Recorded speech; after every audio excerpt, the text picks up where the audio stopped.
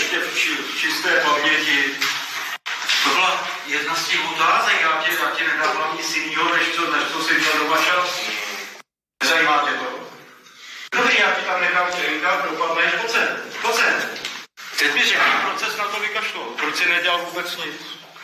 Protože jsem měl také jiný povinnosti, než jenom stavební materiály. Tak mám teď konzantat, nebo co s tím?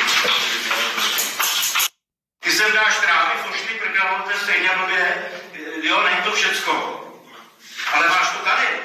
Když jsi seděl na uších a poslouchal mě, těžký pochopit, nebo jsi tak nepřizpůsobivý. Nic, To byl poslední. Mi řekni, co by si dal za to úspěšný tvoje vystoupení. Velmi správně.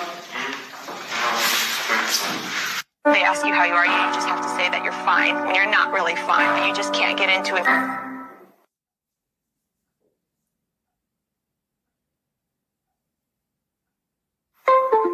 S tím začneme, dřevomorka, plus jsou ještě škůdci. V té ochraně bychom si mohli, protože dřevo se řekne liknos.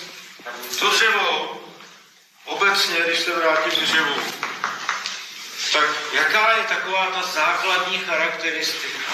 Já ho v podstatě mám okamžitě svým způsobem k dispozici. Cement si musím vyrobit. Jo, cihlu si musím vyrobit.